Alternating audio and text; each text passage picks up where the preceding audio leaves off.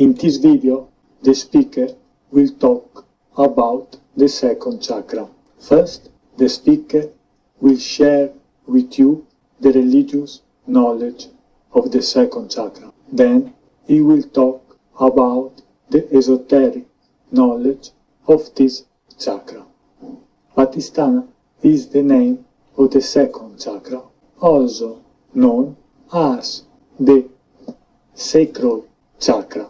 It is located just below the navel in the lower part of the abdomen, and precisely by virtue of its position, it represents our center, understood as the fulcrum of emotional energy. Its Sanskrit name really means favorable place, referring to the safe place where we keep our true nature. It is the chakra that connects body, mind, and spirit, a real meeting point between our interiority and the outside world. It is depicted with a white lotus with vermilion-colored petals, inside which is inscribed a crescent representing the region presided over by the god Varuna.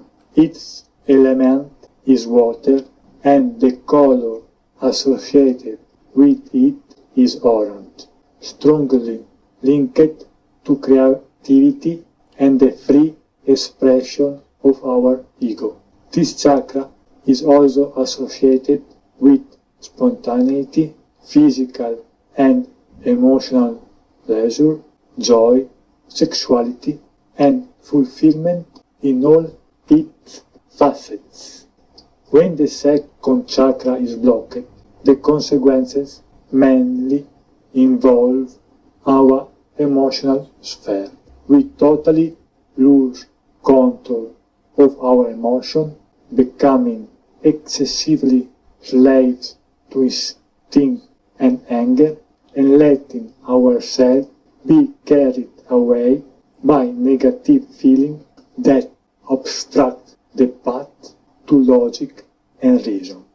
Our mood becomes frozen, and we range from moments of euphoria to moments of profound apathy, letting ourselves go to attitudes that are harmful to ourselves and to others.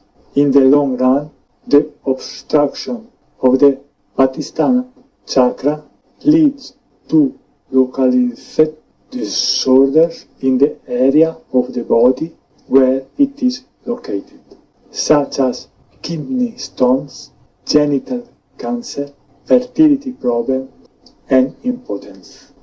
From the esoteric point of view, this definition is very superficial, even if it contains some truths. This second chakra analysis is suitable for people who psychologically live within social and religious systems. People who meditate and aim to transcend religion and society, this definition will be of no use. Esoterically, the second chakra is located inside the navel. Like all the other chakra, the second chakra moves between two opposites. The movement of this chakra are life and death. The navel is the place where life begins. When a fetus inside the belly starts forming, this is the first place it forms.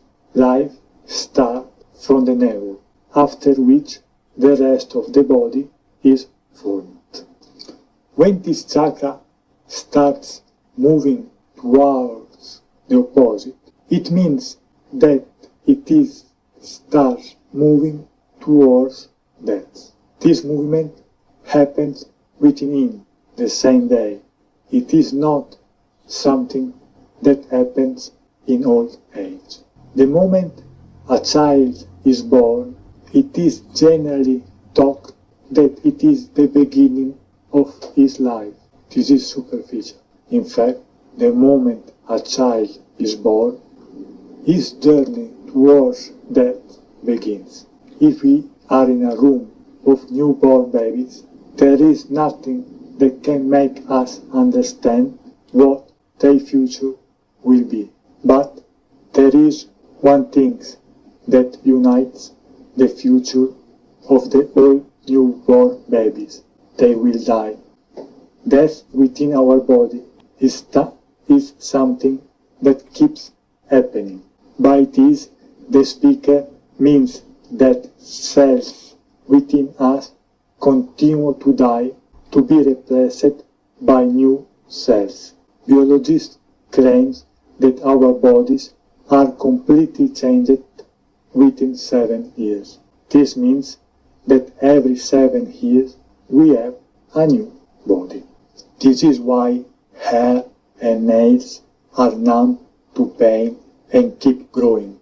Hair and nails are the body's way of getting rid of dead cells. The movement of this chakra is precisely this. He continues to move between death and life.